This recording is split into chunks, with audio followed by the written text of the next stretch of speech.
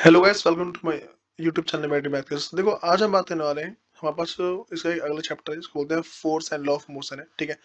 देखो, सबसे पहले हमें समझना है कि इस चैप्टर के अंदर है क्या क्या। देखो, इस चैप्टर को पढ़ने से पहले जो सबसे इसकी जो इम्पोर्टेंट बात है, तुम्हें इसका जो जो इसके जो जस्ट पिछला चैप्टर है, तुम्हें वो आना चाहिए। और देखो, जिसने उस चैप्टर को पढ़ा है नहीं पढ़ा है उसका कुछ मतलब नहीं है। ठीक, अगर तुम इसी चैप्टर को जरा फोकस से देखोगे ना, तो तुम्हें जितनी बातें सारी की सारी बातें समझ में आनी शुरू हो जाएगी। ठीक है। देखो, अगर हम बात करें फोर्स का मतलब क्या होता है, देखो हम जब भी कोई ऐसा काम करते हैं ना, तो उस काम को करने के लिए हम तब अपनी ताकत लगाते हैं। ठीक है। जैसे मान लो तुम गेट खोल रहे हो, गेट बंद कर रहे हो, तुम चल रहे हो, किसी सामान को खींच रहे हो, ये फिर मान लो तुम किसी सामान को धक्का लगा रहे हो।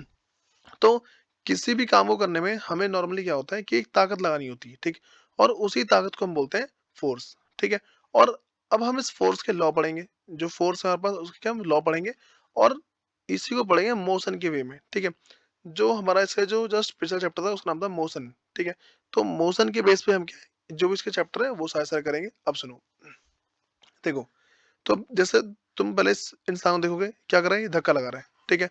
तो जब इस सामान में धक्का लगा रहा है तो इसे क्या इसमें ताकत लगाने की जरूरत पड़ रही है। उसके बाद हम अगली बात करते हैं। हमारे पास ये होता है कि अगर जैसे इंसान है ये सामान को खींच रहा है, तो यहाँ पे भी कैसे ताकत लाने की जरूरत पड़ रही है। एक जगह पुश कर रहा है ये, और यहाँ पे क्या है, सामान को पुल कर रहा है।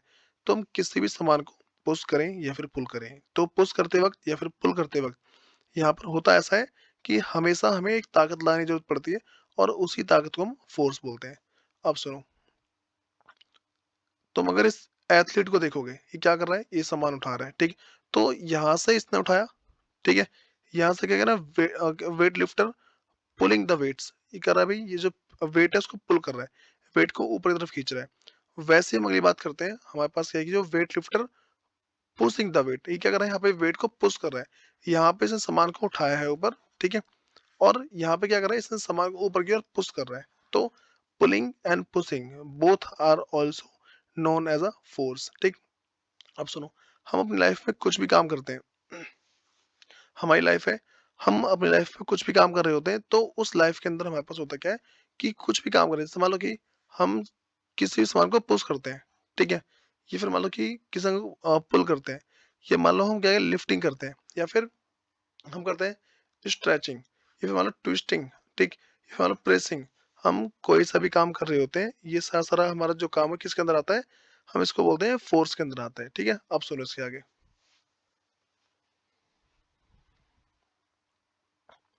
जो हमारे पास नेक्स्ट है उसको बोलते हैं effect of force. Effect of force में जो सबसे कुछ कुछ बातें हैं जो ध्यान रख के चलनी है, और ये हमारे पास एक इसका इंपॉर्टेंट टॉपिक भी है। ठीक।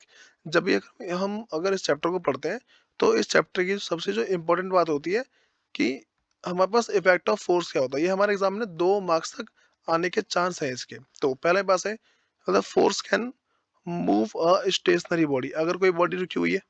ठीक।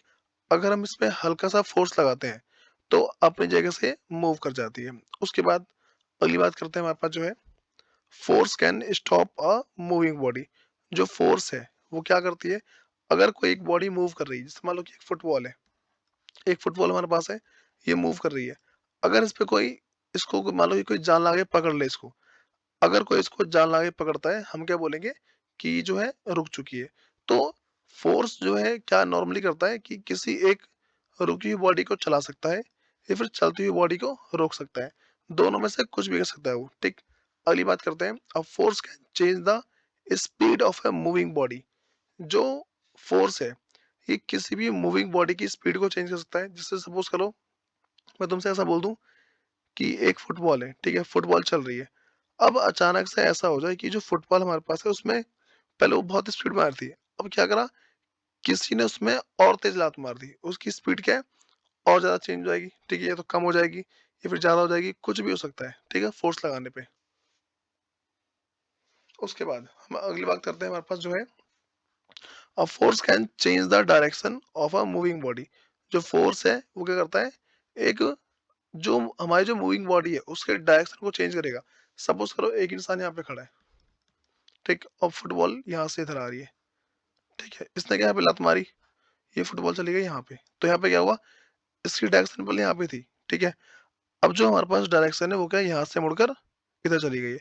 हमें बस इन्हीं बातों का ध्यान रख के चलना है। अब सुनो, जो हमारे पास नेक्स्ट बातें हैं वो हमारे पास है, इसका फिफ्थ पॉइंट, जो फिफ्थ पॉइंट हमसे बोल रहा है, a force can change the shape. Normal case में क्या होता है, सपोज तुम्हारे हाथ में कोई सामान है, मान लो एक प्लास्टिक की बोतल है, अगर हम उसको हल्का सा पुश करते हैं, हल्का सा दबाते हैं, तो उसका शेप क्या चेंज हो जाता है। तो यहाँ पे भी क्या फोर्स काम करता है। अगली बात करते हैं, हमारे पास फोर्स को दो पार्ट में बांटा गया है। एक को हम बोलते हैं बैलेंस्ड फोर्स, दूसरे बोलते हैं अनबैलेंस्ड फोर्स। बैलेंस्ड फोर्स का मतलब क्या होता है, सपोज करो एक मेरे पास हैवी पत्थर है, अब जितना इसमें जान है, उतना ही कोई जो उसमें धक्का लगा रहा है, इसमें कोई जो धक्का लगा रहा है, ठीक है, इतने इसके अंदर भी जान है। तो जब भी हमारे पास इसका रिजल्ट अगर जीरो आता है, उसे हम बोलेंगे बैलेंस फोर्स। तो इसकी जो डेफिनेशन हमारे पास है, if the resultant of all the forces acting on A body is zero. अगर जो मेरे पास रिजल्ट है, अगर वो जीरो आता है, ठीक है, तो उसको बोलेंगे बैलेंस फोर्स। ठीक, तो हम दूसरी बात करते हैं इसके अंदर। जैसे सपोज करो मेरे पास, ये तो नॉर्मल ना, हमारे पास केस नॉर्मल एग्जांपल है। मैं तुमसे ऐसा बोल दूं कि जैसे ये इंसान है, ठीक, अब यहाँ पे क्या होता है कि इधर के लोग हैं, वो भी बराबर जान लगा रहे हैं, और जो इधर के लोग हैं, वो भी बराबर जान लगा रहे हैं। अगर दोनों साइड के जो लोग हैं, अगर वो बराबर ही जान लगाते हैं, तो हम क्या बोलेंगे इसको, ये बस बैलेंस फोर्स है। लेकिन अगर एक तरफ की जो इंसान है वो ज्यादा ताकतवर है, और जो इस तरफ के हैं वो कम ताकतवर है, तो हम इसको बोलते हैं अनबैलेंस्ड फोर्स।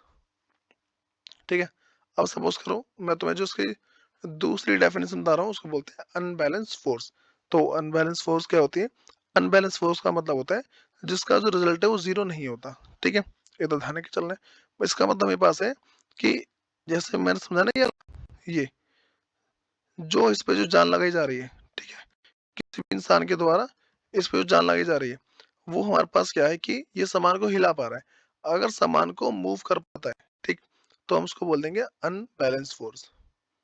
अब सुनो, नेक्स्ट बात करते हैं। हमारे पास सपोज करो मेरे पास ये लिखा हुआ है, ठीक, अब यहाँ पे क्या होता है कि अगर ये इंसान है, ठीक है, इन सबको क्या खींच पा रहे हैं, तो हम क्या बोलेंगे, इसे अनबैलेंस फोर्स है। इस तरीके से ये हमारे पास है। अगली बात करते हैं, जो हमारे पास है न्यूटन्स लॉ ऑफ मोशन। तो न्यूटन हमारे पास एक ऐसा साइंटिस्ट था जिसने मोशन के लॉ को बताया, ठीक, और हम उसी के अंदर ना इसको देखेंगे कि हमारे पास क्या क्या है। पहले बात करते हैं फर्स्ट लॉ ऑफ मोशन। देखो फर्स्ट लॉ ऑफ मोशन मेरे पास क्या है, इसके एग्जाम में क्वेश्चन काफी ज्यादा बनते हैं, तो उस चीज को देखते हुए चलना है। जो न्यूटन का फर्स्ट लॉ है वो बोलते हैं a body at a rest will remain at rest.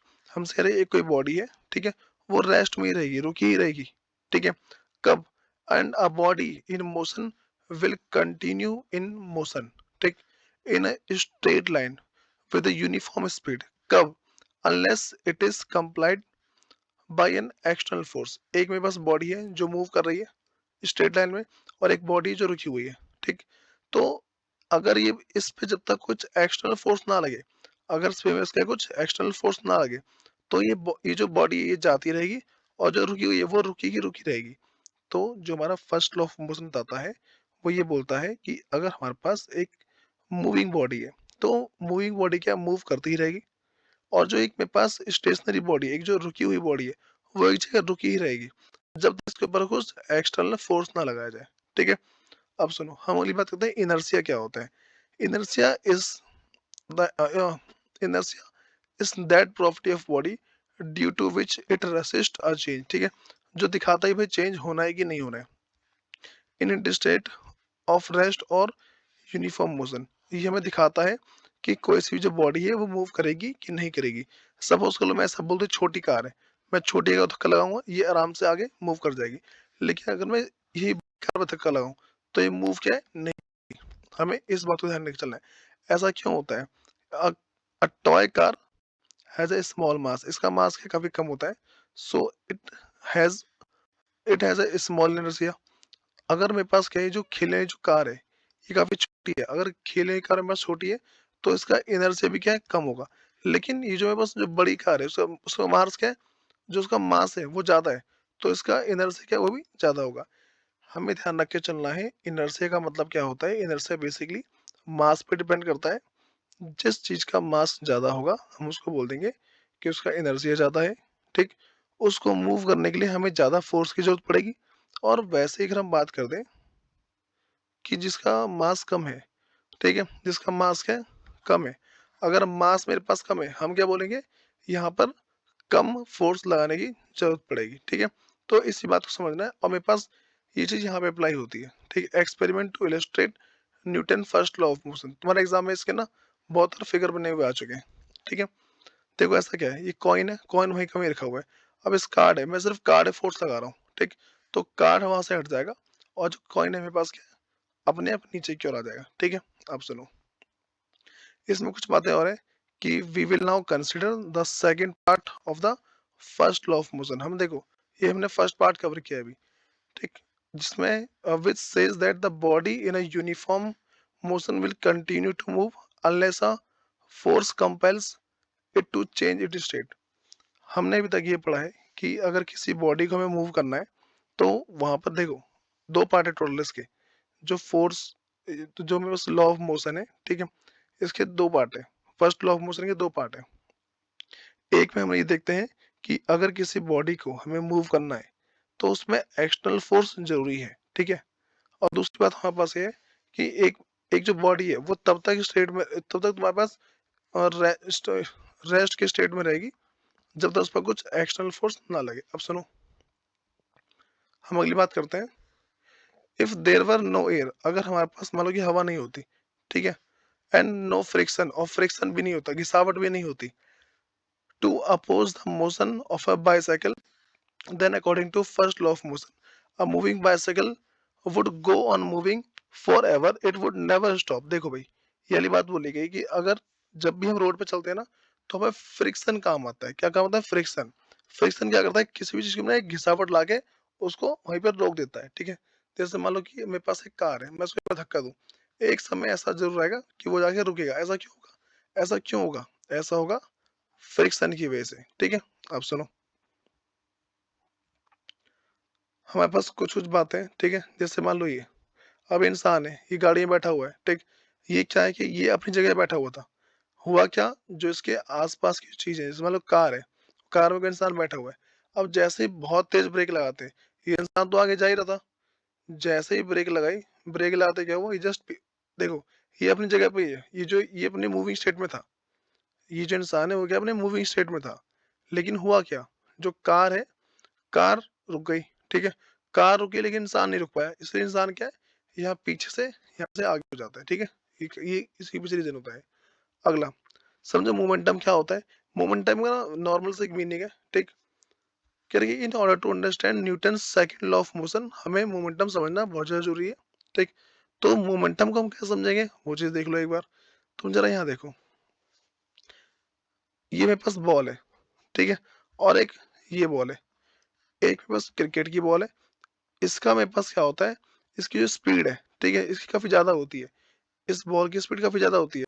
तो इस बॉल की डायरेक्शन चेंज करने के लिए हमें ज्यादा फोर्स लगानी पड़ती है। लेकिन ये जो बॉल हमारे पास है, ठीक, इसकी जो इसका मोमेंटम है, ठीक है, वो काफी कम है, इसका मास काफी कम है, ठीक? इसीलिए इस पे क्या है, कम फोर्स लगाना होता है, ठीक? तो मोमेंटम हमें ये बताता है कि भाई मोमेंटम कैसे काम करेगा। मास इनटू में वेलोसिटी, जो है मोमेंटम है, मोमेंटम काम कैसे करता है? मोमेंटम हमेशा काम करेगा बस मास इनटू में वेलोसिटी करके काम करता है। सपोज करो मैं तुम्हें इसके पीछे एक छोटा सा लॉजिक और बताता हूँ कि और क्या पॉसिबल है। मैं तुमसे बोल दूं भाई कि मैं तुम्हें 1 kg का के मारता हूँ, पिल्लो फेंक के मारता हूँ, ठीक? इससे तुम्हें कम चोट लगेगी। लेकिन अगर मैं तुम्हें 1 kg का पत्थर फेंक के मारूंगा ना, तो इससे तुम्हें ज्यादा चोट लगेगी। ऐसा क्यों? क्योंकि जो पत्थर है, पत्थर का मोमेंटम मेरे पास क्या ज्यादा होता है, ठीक? और जो तकिया है, उसका मोमेंटम कम होगा, ठीक है? क्योंकि इसका जो जो एरिया वाइज जो मास है ना, वो काफी कम है, ठीक? इसीलिए अब सुनो, ये हमारे पास फॉर्मूला है मोमेंटम का। Momentum is equal to mass into में वेलोसिटी, ठीक है? और अगली बात हमारे पास जो है, ये एक टाइप की वेक्टर क्वांटिटी होती है, ठीक है? इस बात को याद रख के चलना। अच्छा, एक जो सबसे इम्पोर्टेंट बात है जो हमारे पास है, कह रहे कि if it is, if body is at rest, अगर बॉडी रेस्ट में, its velocity is zero and hence the momentum is also zero. अगर कोई बॉडी रेस्ट के स्टेट में, तो उसकी वेलोसिटी क्या जीरो है, और तो वहां पर जो मोमेंटम है वो भी क्या हो जाएगा, जीरो हो जाएगा। इसको याद रख के चलना है। और ये तुम्हारा एमसीक्यू में आता है कि किस टाइप की क्वांटिटी है तुम्हारे पास, ठीक है? उसको बोलेंगे वेक्टर क्वांटिटी है। तो तुम जरा यहाँ देखो, ये तुम्हें दिख रहा है, ये जो होते हैं, जो कुंफू मास्टर करते क्या है, जो कराटे मास्टर है, यहाँ पे बहुत झटके से मारते हैं, और जहाँ एक तेज झटका लगता है सारी साइड डाल के अपने आप टूट जाती है, ठीक है। ऐसा होता है क्यों ऐसे? ये होता है बहुत तेजी से मारते हैं, ठीक है। तो इसका मतलब ये है कि मोमेंटम जितना ज्यादा फास्ट होगा, जितना तेज मोमेंटम होगा, तो मेरे पास क्या है, देखो नॉर्मली बात है, जितनी ज्यादा वेलोसिटी है, वेलोसिटी जितनी ज्यादा होगी, मोमेंटम उतना ही ज्यादा होता है, ठीक। इस बात को ध्यान रख के चलना। इस मान लो कि छोटी सी पिस्टल की गोली होती है, छोटी सी मेरे पास क्या है, बंदूक की गोली होती है। अब इसकी जो वेलोसिटी है वो काफी ज्यादा होती है, इसलिए इसका मोमेंटम क्या है, काफी तेज हो जाता है, ठीक है। बहुत तेज लगती है, फाड़ते हुए निकल जाते हैं इंसान को आगे। अब सुनो, इसके हमारे पास क्वेश्चन है, कह रहा what is the momentum of a man of mass 75 kg, ठीक है, when he walk on a uniform velocity of 2। Velocity मेरे पास दे रखी है, देखो ये रही मेरे पास वेलोसिटी, और जो मेरे पास मास है, ठीक है, वो कितना है 75 kg। ये लो भाई, मास वेलोसिटी निकाला momentum is equal to mass into में वेलोसिटी, आ गया आंसर। और ध्यान रख के चलना है, जो मोमेंटम है उसकी एसआई यूनिट है, वो क्या होती है, किलोग्राम मीटर पर सेकंड, इसकी एसआई यूनिट है, ठीक, इसको याद रख के चलना। अगली बात करते हैं, Newton second law of motion. Second law of motion क्या बताता है? ये बोलता है कि जो फोर्स है तुम्हारा, ठीक, वो कैसे होगा, वो चेंज इन मोमेंटम है, ठीक, और अपॉन टाइम। फोर्स उसने बता रखा है कि जितना भी तुम्हारे पास मोमेंटम में बदलाव आएगा, उसी के अकॉर्डिंग होगा। अब देखो यहाँ पे क्या बोल रहा है कि the rate of change of momentum of a body is directly proportional to the applied force, जितना फोर्स लग रहा है, ठीक, and take place in the direction in which the force act, ठीक है। ये नॉर्मली तुमने इसकी जो डेफिनेशन है इसको याद रख के चलनी है, कोई ज्यादा पहाड़ बनाना नहीं है इसको, ठीक है। अब सुनो, फोर्स निकालने का हमारे पास तरीका है, force is equal to mass into acceleration, इसको याद रख के चलो बस, दैट्स इट। और दूसरा मेरे पास है जो एक्सेलरेशन है, इसका फॉर्मूला मास, मेरे पास क्या, फोर्स अपॉन में मास। इन बातों को याद रख के चलो और आराम से बात बन जाती है।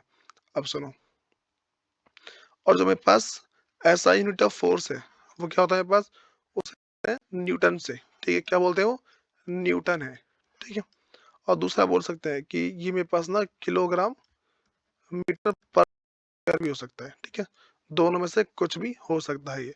अब इसके कुछ कुछ एप्लीकेशन है, ठीक है, जैसे मान लो कैचिंग ऑफ ए बॉल, ये हमारा किसका एग्जांपल है, Newton second law of motion का एग्जांपल है। क्योंकि देखो जैसे मान लो बॉल है, ठीक, तो बॉल की डायरेक्शन पहले कुछ और थी, अब इसको ये लेके इधर खींचा जाता है, ठीक है। देखो इसकी डायरेक्शन थी यहाँ पे, इसे क्या किया हमने, यहाँ पे घुमा के इधर ले आए।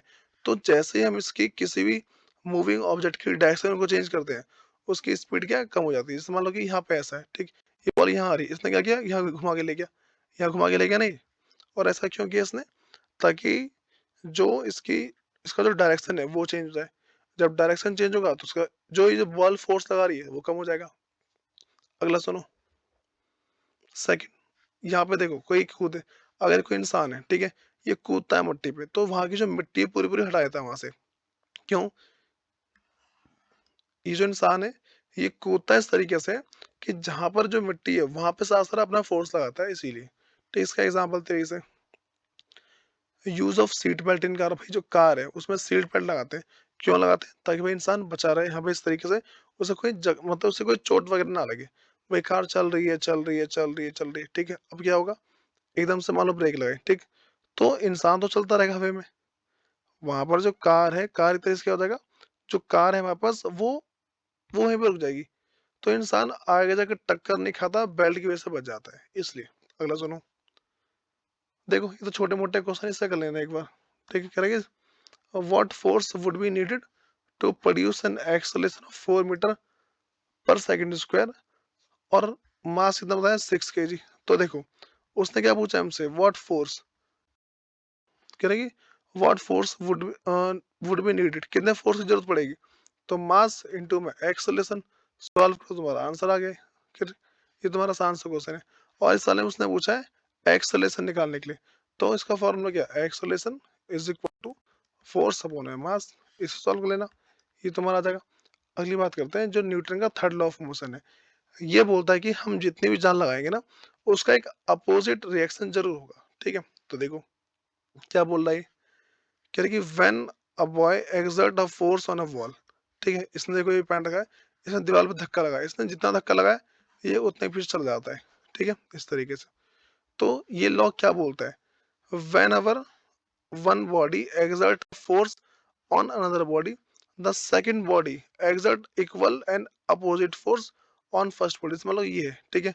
ये इसको इधर से खींच रहा है, तो ये भी इधर से खींच रहा है इसको, तो जितनी जान लगा रहा है ये भी क्या है, उतनी जान लगा रही है। इस तरीके से मान के चलो ऐसे। अगला सुनो, इसके कुछ एग्जाम्पल है। How do we walk? जब हम चलते हैं तो हम धरती को धक्का देते हैं, ठीक? हम जितनी तेज धक्का देंगे हम क्या है उतना आगे भागते हैं।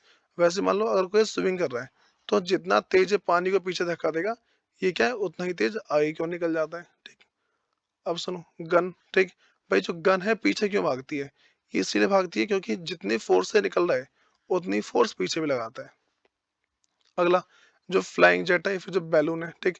ये जितनी तेज यहाँ से गैस निकालेगा ये उतनी स्पीड में भागेगा, ठीक है? इसमें ये जितनी तेज यहाँ से गैस निकालेगा ये उतनी तेज आगे भागता है। अब सुनो, अगला है बोट को। अगर मैं इस बोट पे जितनी तेज से जान लगाऊंगा यहाँ पे, ठीक है, ये बोट उतनी तेज से आगे भागेगी। वैसे मान लो ये मैं एकदम अचानक से इस पे कूदूं, तो जितना मैंने फोर्स लगाया होगा ये नाव उतनी ही नीचे की ओर धंसेगी। ये लॉजिक है इसके अंदर। अगला, भाई इसकी बात होती है केस ऑफ हॉर्स, मतलब हॉर्स पाइप, ठीक है? नॉर्मल केसेस में क्या होता है कि देखो क्या ना कि व्हेन फायरमैन, वो तुम देखा ना जब कोई इंसान आग बुझाता है, ठीक है, जब फायर ब्रिगेड वाला आता है, वो क्या है कि अपनी पाइप को बहुत तेज पकड़ रखता है, ठीक है? जो उसकी पाइप है उसके वो बहुत तेज पकड़ के रखिएगा। ऐसा क्यों करता है?